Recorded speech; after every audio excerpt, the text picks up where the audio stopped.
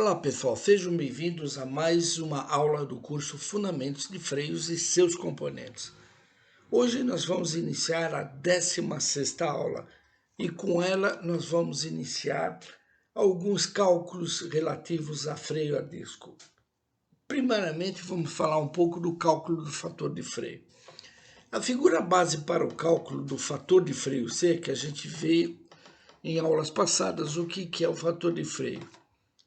O fator de freio é a razão entre a força de atrito ou a força tangencial no raio efetivo dividido pela força de acionamento. É um número adimensional porque é força sobre força. E a gente vê como é que se calcula o fator de freio de um freio a disco. Nessa figura de base de cálculo a gente vê aqui o caliper, o pistão do caliper, a pastilha de freio, o disco de freio, o raio efetivo do disco de freio, que é esta parte aqui, que é onde a força de atrito age, ou a força tangencial, no raio efetivo, é onde age a força de acionamento. No pistão a gente tem a força de acionamento e esse aqui é o raio efetivo que determina a força tangencial, força de atrito. Aqui é o raio interno do disco de freio e este aqui é o raio externo do disco de freio.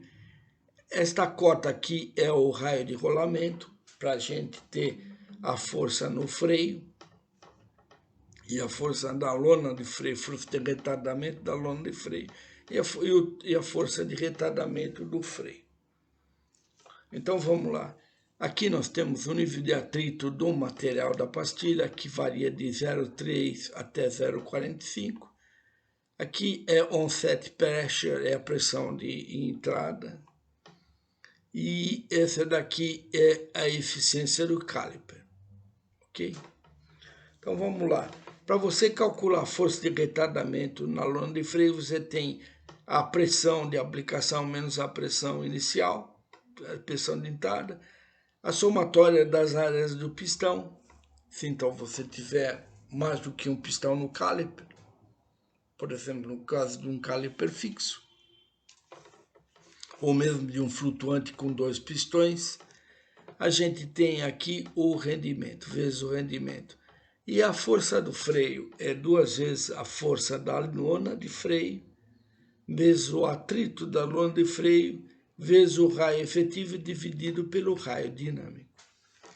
A força tangencial ou força de atrito neste raio efetivo aqui, ó, ela é dada pela força de acionamento, que é a pressão vezes a área do cilindro de roda do caliper, vezes o nível de atrito da pastilha interna, externa ou direita ou esquerda, ok? Vamos lá, a gente agora analisando um freio a disco flutuante, tá? A gente tem então aqui o caliper, o pistão no caliper, a gente tem a pastilha interna e a pastilha externa, que é a ponte que traz a pastilha externa sobre ação e reação, os pinos de deslizamento. Então, isso daqui é a pressão do fluido de freio que vem lá do cilindro mestre, através da tubulação, e aqui entra pelo flexível, que é atarrachado ao pistão, a entrada do pistão do caliper. E você tem então a força de acionamento e aqui a força normal, e aqui a reação dessa força normal, que é a reação da ponte, né? O nível de atrito da pastilha esquerda e da pastilha direita, ou da externa e interna, depende muito de nomenclatura. Esse é o lado interno, onde o freio fica, que é a roda do veículo, né? Esse é o disco de freio. Aqui é o lado externo da pastilha de freio. Essa é a pastilha externa e a pastilha interna. A gente entende então que a força total tangencial ou força de atrito no raio efetivo, como a gente viu no desenho, é dado pela força tangencial da pastilha do lado esquerdo mais a força tangencial do right, do lado direito, que é dado pela pressão vezes o π vezes d ao quadrado sobre 4, é o diâmetro do pistão do caliper, ao quadrado sobre 4, vezes o nível de atrito da pastilha esquerda, direita, ou o nível de atrito da pastilha externa e interna, ok? Assim, você calcula a força de atrito ou força tangencial agindo no raio efetivo. Então, vamos lá, vamos nomear coeficiente de atrito da pastilha entre pastilha e freio a disco. A força de acionamento total aplicada pelo pistão é a pressão vezes a área do pistão. A gente já viu a πd 2 sobre 4. A pressão de linha aplicada no pistão do caliper é dada em kgf por centímetro quadrado. A área do pistão é πd 2 sobre 4, como eu já falei, em centímetros quadrados. Aqui, o raio efetivo do disco ou raio de atrito é onde age a força tangencial. Esse raio efetivo, ele, na realidade, você, por uma aproximação grosseira, pode fazer o raio interno e o raio externo do disco de freio dividido por 2. Mas isso é uma aproximação, ok? Porque, na realidade, existem cálculos que te dão o raio efetivo em função de você ter uma pressão uniforme, ou o raio efetivo em função de você ter um desgaste uniforme. Lembra-se, de novo, eu estou falando do equilíbrio entre o centro de massa da pastilha e o centro de atuação do pistão, que é o offset neutro, offset positivo e negativo, para a gente não ter aquela distorção térmica. O cálculo do raio efetivo é a localização exata da aplicação da força de acionamento e da força tangencial quando a gente procura a pressão uniforme ou desgaste uniforme. Ele pode ser calculado por essas duas expressões.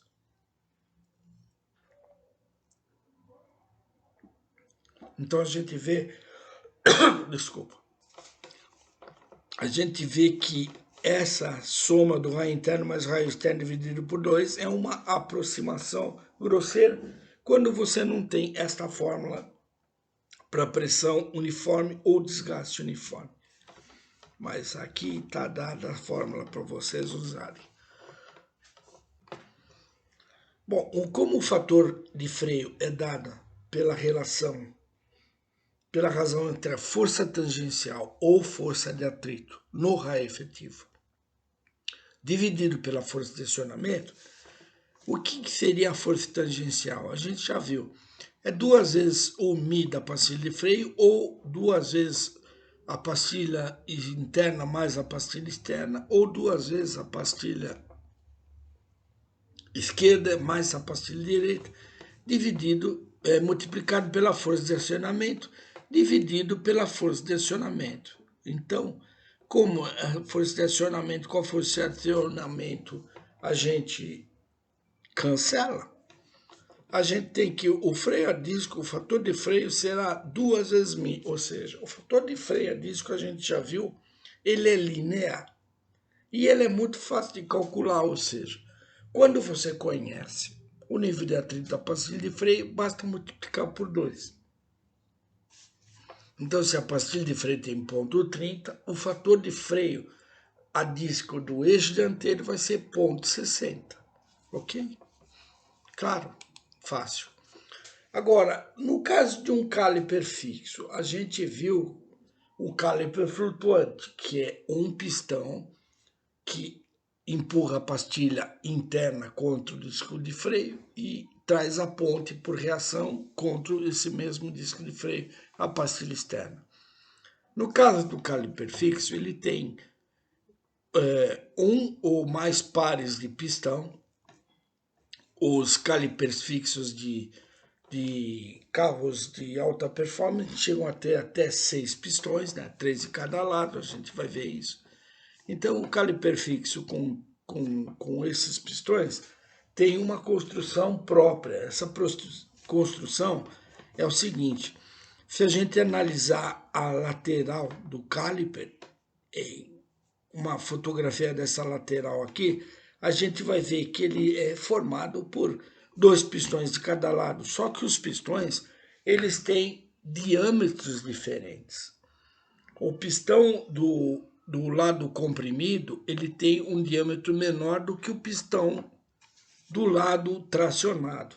Então a gente tem, num caliper fixo, a gente tem o lado leading, no sentido de movimento da roda, a gente tem o lado leading, e aqui a gente tem o lado trailing, ou seja, como eu já falei antes para vocês, quando você tem o movimento nesse sentido horário do disco de freio, quando você aplica a pressão hidráulica para acionar os pistões que eles entram em contato com a pastilha de freio, o que acaba acontecendo é que esse lado comprimido tende a comprimir a pastilha de freio nesse ponto, e o lado tracionado tende a tracionar, abrir o caliper.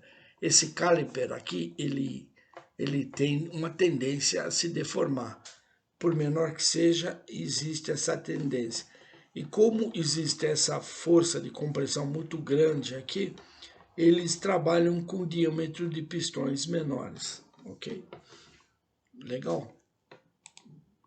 E como é que você calcula, então, no caliper fixo, essas forças tangenciais, forças de acionamento? Então, vamos lá. Essa é a montagem de um caliper fixo, nesse caso, um caliper com 4 pistões. A gente analisa um corte aqui, a gente vê, então, o pistão, de novo, interno, pistão externo. A gente tem as pastilhas de freio do lado esquerdo ou lado direito, left and right, ok? Ou interno e externo, como queiram. A gente então tem a pressão de fluido de freio entrando neste caliper, sendo direcionada do cilindro mestre para o caliper através do parafuso de entrada de pistão, no pistão de entrada da pressão. E esse caliper aqui, ele recebe essa mesma pressão por teoria dos vasos comunicantes, ou seja, essa pressão de fluido, ela entra por esses canais na carcaça do caliper e aplica a mesma pressão nesse pistão do lado externo ou direito. Então, essa é a teoria dos vasos comunicantes. E aqui a gente, então, tem a força tangencial ou força de atrito da pastilha esquerda e a força tangencial ou força de atrito da pastilha direita. O que é a força total de atrito ou tangencial? É a força tangencial de atrito da esquerda mais direita, que é πd, diâmetro grande aqui, ó, πd large piston, né, o diâmetro do pistão maior, dividido por 4 vezes o nível de atrito da pastilha externa, mais o πd do pistão right, desse pistão do lado direito, dividido por 4 vezes o nível de atrito da pastilha direita, ok?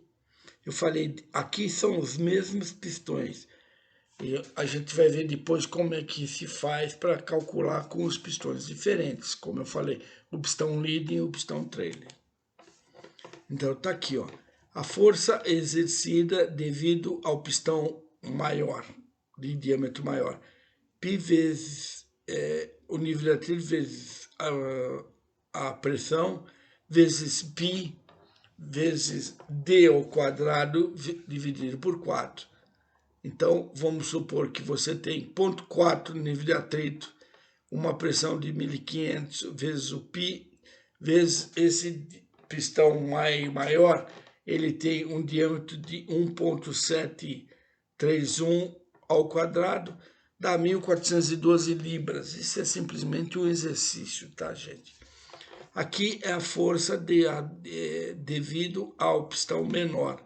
É o mesmo πd2 sobre 4 vezes o nível de atrito, que é a força tangencial que a gente está vendo, né? Então, força tangencial é o nível de atrito vezes a força de acionamento, πd2 sobre 4. Aqui é a pressão vezes o πd2 sobre 4, só que esse é o pistão menor. Então a força tangencial total de um freio, de um cavalete fixo ou de um caliper fixo, é dado pela força de tangencial do pistão trailing e do pistão leading, que é exatamente a somatória dessas duas forças aqui, ok? Não é tão complicado, né? O fator de freio ele pode também ser determinado na prática. Os fabricantes de automóveis, eles hoje têm, antigamente se fazia muito na unha as coisas, os cálculos, né? Você tinha o desacelerômetro, você tinha os medidores de pressão, os manômetros, e você tinha alguns recursos para você tirar as variáveis do carro, né?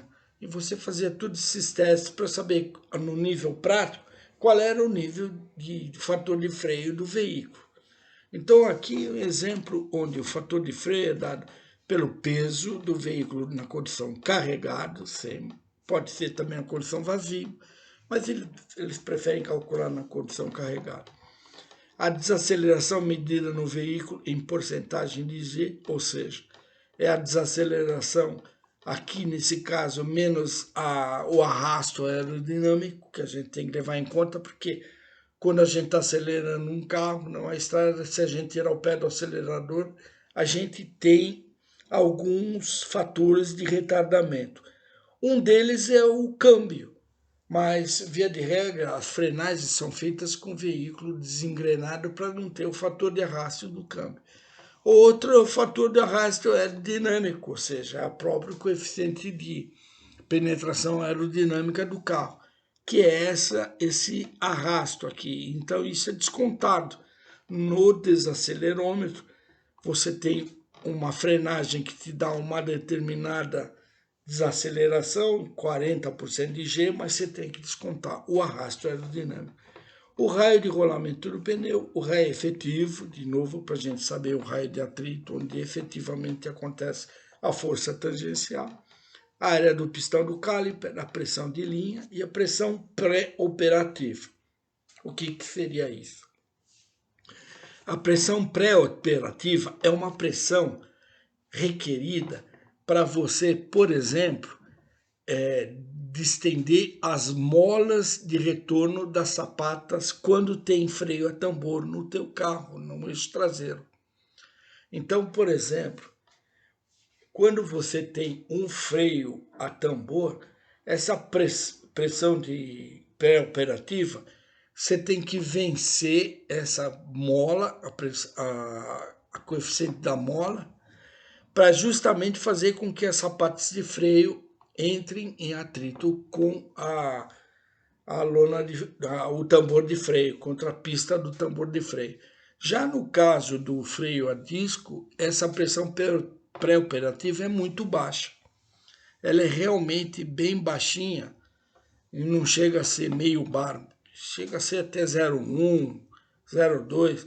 Não é tão forte assim, porque na realidade o pistão está quase em contato direto com a pastilha de freio, diferentemente da lona de freio, que ela tem um ponto de repouso e tem uma bola de retorno para ela não ficar em drag no tambor de freio. Então, para a gente pegar um veículo com peso bruto total de 1.300 kg, aqui é um exemplo, né? Um caliper flutuante de diâmetro 48, cuja área do pistão desse caliper é 18,10 cm², no πd2 sobre 4. Para uma pressão de linha 40 bar, a gente obtém uma desaceleração de 31,5 G, ok, medida no desacelerômetro. O rendimento de um sistema de freio a disco hidráulico, via de regra, é de 0,96. Você tem aquela mola, não é bem uma mola, o anel de rollback que faz o pistão voltar quando você desaplica a pressão. Então você tem a resistência desse anel e tudo mais, e o rendimento então é 0,96. O raio de rolamento de um pneu 175/70 raio 13 raio de rolamento é 287,60 milímetros. E o raio efetivo do disco de freio para esse tipo de caliper de diâmetro 48 é de 96 milímetros. Aí você, daquela fórmula que a gente viu, essa daqui, né? A gente faz o seguinte, a gente tira aqui, o fator de freio é 0,89 aproximadamente. Como o fator de freio é 2 vezes o nível de atrito da pastilha, a gente viu como se calcula o fator de freio de um freio a disco, então o nível de atrito da pastilha procurado é de 0,44. E assim, o pessoal no carro determina o nível de atrito otimizado para aquele tipo de carro, para esse tipo de peso bruto, para esse tipo de caliper e para esse nível de desaceleração em 40 bar de pressão, ok? Ficou claro, gente? Se também não... Eu tenho um e-mail, chama coisasde, com i, de engenheiro, @gmail.com.br. E aí o que a gente faz é o seguinte, na realidade é .com, o que a gente faz é o seguinte, vocês têm alguma dúvida, manda para mim que eu posso esclarecer mais para vocês. Outra coisa que dá para calcular também é o cálculo de pressão específica em pastilha e lona de freio. Por que isso é importante? Porque a gente, quando determina, quando a gente cria uma pastilha ou uma lona de freio, a gente viu que as forças atuando nela para fazer com que elas exerçam o papel de fricção, o papel de desacelerar uma roda em movimento, né, o disco de freio em movimento, na realidade, você tem que o pistão, a força de acionamento do pistão é muito grande sobre a pastilha de freio. E a área da pastilha de freio não é uma coisa assim do outro mundo, né? Então você tem uma pressão específica que é maximizada para você não ter problema de durabilidade, ou seja, melhor dizendo, desgaste excessivo por causa da pressão específica atuante na pastilha de freio, na lona, desgaste excessivo, problema de agressividade demais na pastilha de freio ou disco de freio e tudo mais. Então, costuma-se calcular a pressão específica nas pastilhas e lonas de freio. A pressão específica numa pastilha de freio é dada por essa fórmula toda aqui, onde tem esse delta aqui, que é esse que nós vamos falar, o que significa isso pela lei de Hooke, que é pressão de contato sobre a lona ou pastilha de freio proporcional à compressão a eles imposta. Essa é a lei de Hooke. E a pressão específica sobre pastilha de freio máxima, ela tem que ser menor ou igual a 50 kg força por centímetro quadrado. Então, quando você determinar pegar uma pastilha de freio, onde a gente vai ver que para freio a disco e tambor duplex, o delta é 0,5, ou seja, esse tipo de freio, o duplex, o tambor duplex e o freio a disco, ele impõe a mesma solicitação nas sapatas ou na pastilha de freio. Não existe aquela diferença de atuação como a gente viu no freio do acervo e no freio simplex, onde a sapata primária ela tem uma maior efetividade sobre a sapata secundária. Então, ele passa a ser 0,6 esse delta para diferente solicitação nas sapatas. O F é a aderência pneu-solo, considerada sempre 0,8, ou seja, é uma aderência relativamente boa para as condições de pistas aqui no Brasil. O FIT é o balanceamento de freio traseiro. E 1 menos FIT é o balanceamento, a participação de freio no eixo dianteiro. Aqui é o balanceamento do freio traseiro, quanto é que é a participação de freio no eixo traseiro. E 1 menos esse dado FIT é a participação do freio no eixo dianteiro. Então a gente tem aqui a área da pastilha, a área da lona, medida da lona.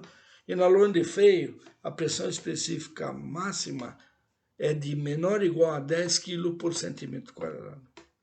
Então, quando você calcula a pressão específica numa lona de freio com todos esses dados, o nível de atrito da lona que é dado pelo fabricante do material de fricção, a área da lona é dada pelo fabricante do freio, ou seja, é a área da sapata, onde a lona é aderida à sapata por colagem ou moldagem, ou mesmo rebitagem, e a gente então calcula quanto é a pressão específica do nosso projeto. Se for menor ou igual a 10, está ok. Se for maior do que esse número, nós vamos ter problema de durabilidade dessa lona de freio. O mesmo se diz em relação à pastilha de freio.